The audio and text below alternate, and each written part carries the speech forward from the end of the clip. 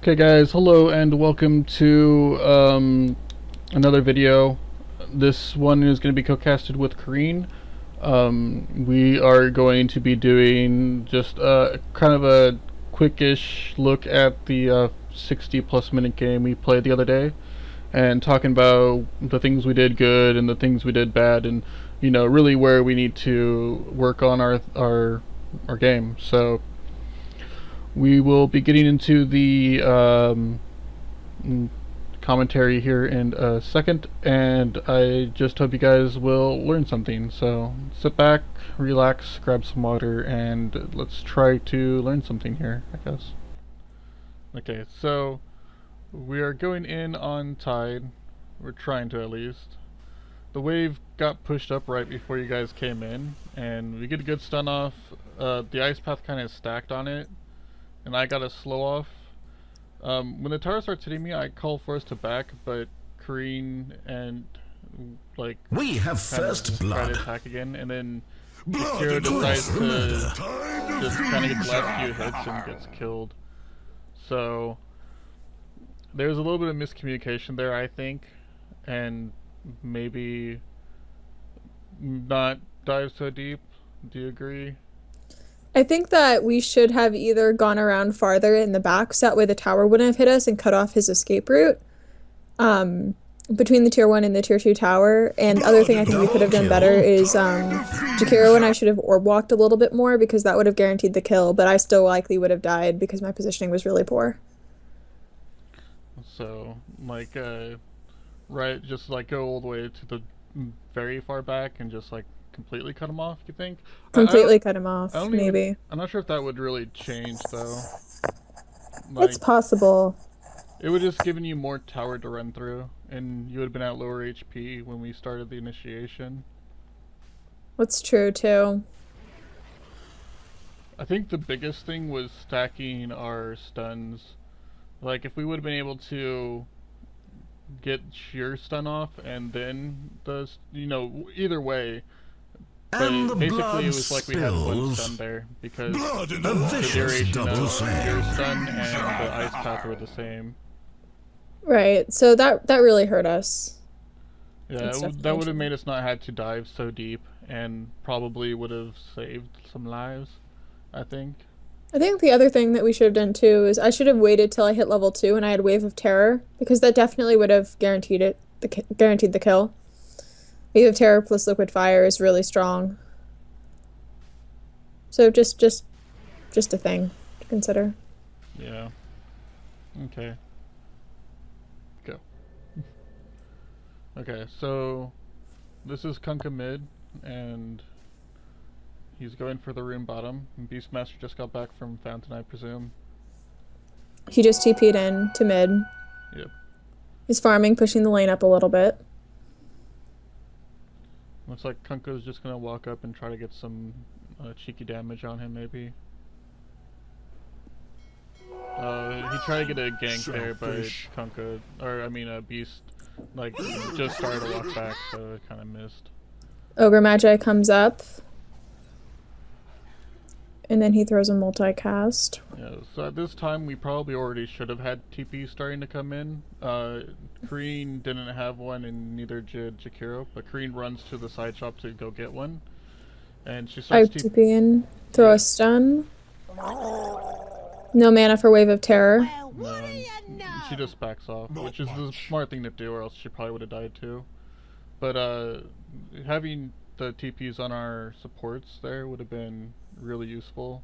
Actually, Jakiro had one on him. Top is missing. So Jakiro should have rotated in with the Venge, and we could have easily gotten a return kill on there. So we need to work on those reaction times when mid is getting ganked. We need to boom, go straight to there and save him, especially when they dive that deep. Absolutely. I feel like that's really, really important for us to do, because if we don't, we're getting nothing out of one of our people dying, and we need to at least try to make a return when we can. Yeah, and even worse, if one person TP's in and no one else does, like, then that's her wasting money to go down there to not get a return kill, and wasting time for Experience XP and and gold. farm. Yeah.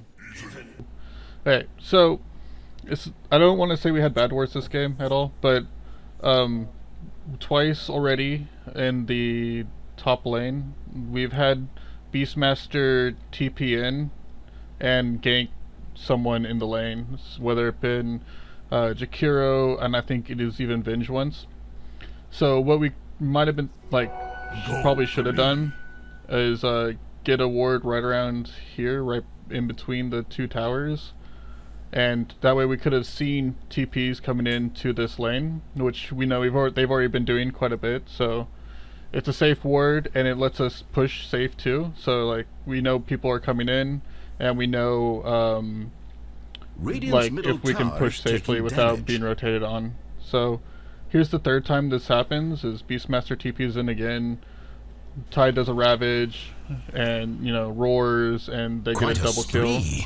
And Viper even TP's in too. So if we would have had a ward right around here, we would have easily been able to see it, and you know, been able to save 2 deaths. Yeah, you know, that's 400 gold. I think we might even lose this top tower out of it too. In the end, yeah, we do. So just something to think about. If they have habits of teleporting to somewhere, maybe try to adjust our wards for that. Radiant's middle tower is taking damage. Alright, so we got 2 people pushing bot, and there's this rotation coming through, and Viper, Ogre, and Undying walk through our ward, but we somehow miss it, and our bottom lane just gets completely rotated on, and we lose 2 kills for no good reason. We should have been, let's see, at like 1540 even. We should have been able to notice the things coming in, and we shouldn't even been in the range to get the Beastmaster Roar in the first place. So a little bit of map awareness there, guys. Hopefully, you know, pay attention to what's going on. And also we need to, as a team, freaking ping out shit like that. It's easy to get tunnel vision in games like this, and pings and saying something over comm can easily turn stuff like that around. Absolutely. I think our communication about things like that needs to be a little bit better. Don't hesitate to ping or draw on the map if you see something happening. Yeah, it looks like we lose a tier 2 tower out of that too. Yeah, that was a really bad trade for us, because it wasn't a trade at all. It was just giving it to them, wrapped in a nice little box. Okay, here we got their team rotating on mid to take the tier 2, and everyone's in position, and I just infested into Venge. So we're making a good effort to defend this tower. See, they back off a little bit to regroup, it looks like. They go in, or I mean Venge gets a good stun off, a swap, and I'm still just chilling in her, and then I pop out, and there's roars, and the ship hits 4. That was a really good boat. Yeah, really good boat. And they're standing in Macropyre, they're tanking Macropyre. Yeah, the Macropyre was good, and we just easily cleaned them up, so it was a really good team fight. The only thing that might have been able to say is to take out that tombstone a little earlier, because that's the only reason we even lost Centaur, was that the tombstone was up. If we took it out earlier, I literally got out of that fight as Vengeful with 19 HP. And taking that out earlier, it was really, really risky. Like, we needed to take that out earlier, because if I'd stayed there for literally a second longer, I would have died. And that would not have been as good of a fight for us then. But overall, it was a really good team fight. We were all in position where we needed to be. We got a good boat. We got good initiation with the swap, and good Centaur stun, I think landed 3 or 4. So just overall it was a really good play. Okay, so we have people farming the jungle, and we see this ogre coming up, and we do initiation in on them. Kreen sees Beast in the jungle and gets a good stun off. The ice path hits ogre, it looks like. I swapped Beastmaster out, but we're splitting DPS too hard. Yeah. So we don't lose anyone there, but we kind of split our damage a lot there and didn't get much for it. we do end up catching this Beastmaster out on his own, and the Ogre and the Undying try to come and help him, and we cleaned them up afterwards, so that was good. But it looks like right afterwards we get initiated on by Tide. And Viper. Yeah, Tide and Viper. But I think it looks like we're going to get out of here okay. Yeah, we don't lose anyone. Yeah, we lose you at the end. Yeah, that was unfortunate. Yeah, we end up losing Venge because Tide blinks forward and gets a kill off, but it ended up being a 3-for-3 trade. It could have been better if we called our targets out up here in the forest and actually didn't split DPS. We should have been able to clean at least one of them off, and then that would have made it so where it would have been easier to initiate on people when we got beast. So calling out targets is something that we should work on, and again, ping the guy that we want to attack. That way, you know, we're all on the same target. That would be immensely helpful. As it is, I feel like that's one of our greatest weaknesses as a team. Yeah, we split DPS a lot, and our communication could be better. Okay, so here we are at mid. We see these Viper and this Undying out of position. I kind of hit the wrong target with my E, so I quickly back out. Darude jumps in and gets a stun, and then he uses ult to get out. They wind up diving us, and we get a really good 3-man boat off. Yeah, Macropyre, they're sitting in Macropyre again. Yep, and I reinitiate in, and they all focus down the Centaur and the Jakiro. But we've already got a 3-for-3 trade, and they decide to keep fighting on us. Kunkka gets a few good hits off, but Venge goes down. And then it just ends up being a 5-for-5 right there.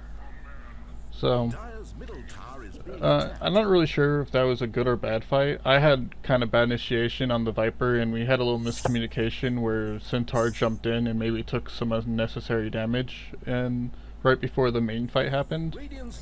I think that for having lost Centaur so early in that fight, I think that we did fairly well. And we turned that around fairly well. We were already behind, so I think that it was a good trade for us. It stopped Viper from getting his next chunk of the Ags, and I believe it stopped Tide from getting the next part of his refresher. So I think that for us it was a really positive trade, but we should have been a little bit more careful about our initiation, because they were, at that point, they were always roaming as 5. And so we should have anticipated that the other 3 would have been there. Agreed, yeah.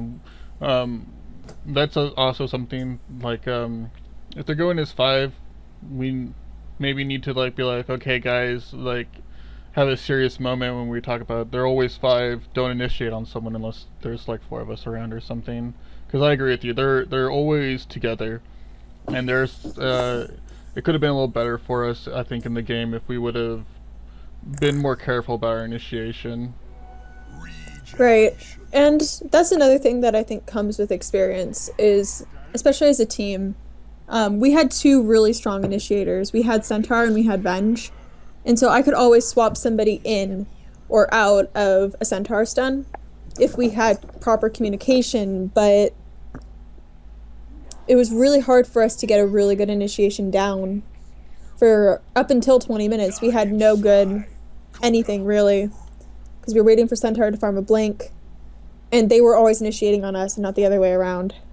So our initiators had nothing to do. I think that that is what really started to hurt us early game as we transitioned into the mid game. And to continue on that topic, our wording was really good. I think with the defensive wards, we had good coverage of the key areas. We had a ward to fit in between our off lane and our tier 2 mid, kind of like on the high ground there in the secret shop, and we had like ward covering Roche in the river. But I feel like there's a lot of times when we see them rotating like 3 or 4 people, and we didn't ping it out and we didn't react to it. Like Kreen was stacking the camp and 2 or 3 people show up and she was still stacking the camp instead of instantly like turning around. And I think little things like that will greatly improve our play. If we're like, oh, there's people here, instantly ditch. Like, we're behind, there's no reason to fight. Let's get our farm up. Screw it, we miss one stack on the camp. But, you know, I don't die and we don't lose a racks out of it or something like that. Yeah. I think one of our other great weaknesses as a team is that we're too eager to fight, and fighting, particularly after this new patch, fighting has become especially and particularly risky. And that's why a lot of the strategies now are involving a lot of push strats. And they have done this in this game, they have done this extraordinarily well, where they have taken our outer towers, and that gives them more capacity to roam S5, and that's their greatest strength right now at this point in the game. And our lack of map awareness is what is killing us right now. And so I think that if we are a little bit more aware of our map, and if we ping things out, I think that'll help us a lot. In those high ground fights, our positioning was really good too. And I think that that's what started to save us. Well then, for the rest of you, this is the... Basically from 38 onward, we started defending the high rack, or the... We had 2 racks down, and they were trying really hard to get our last racks here.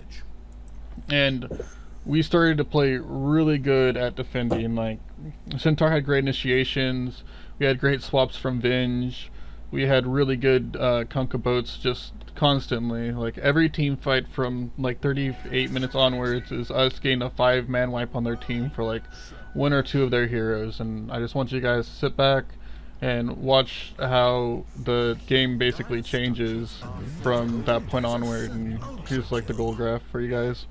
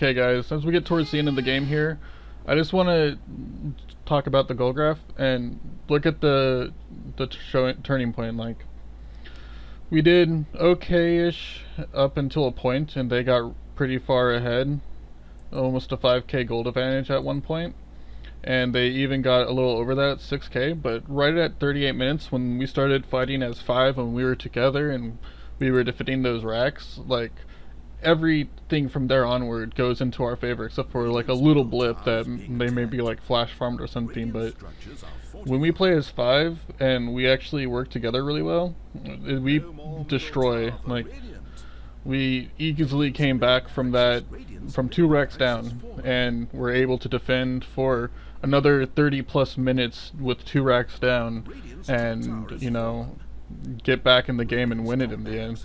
So it shows 2 things. One, the game is never over, no matter what. We were 2 racks down for more than half of the game, and we were still able to come back. And 2, that we need to stick together and play as 5. Like, this is a team game, guys, and working together is the way to win. So, all in all, I think it was a really good game, and it shows that we as a team can do really well together. Do you want to add anything, Kareen? I think that we have the capacity to be as good of a team as Cloud9 or Secret or Team Tinker if we just work together. And I think that that's the key thing. And I think that Mike said it in a much better way than I did. But we can do it, guys. We just have to believe in ourselves. And play as 5. Playing as 5 is even more important than believing in ourselves. Yeah, that teamwork is super important. And just for the end of the video, here's our last fight where we get another 5-man wipe. Let's do it, guys.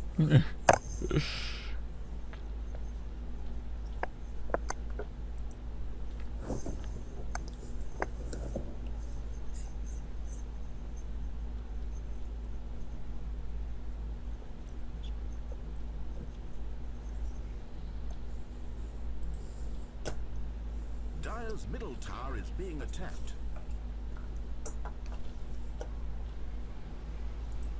Dire's middle tower is now but a memory.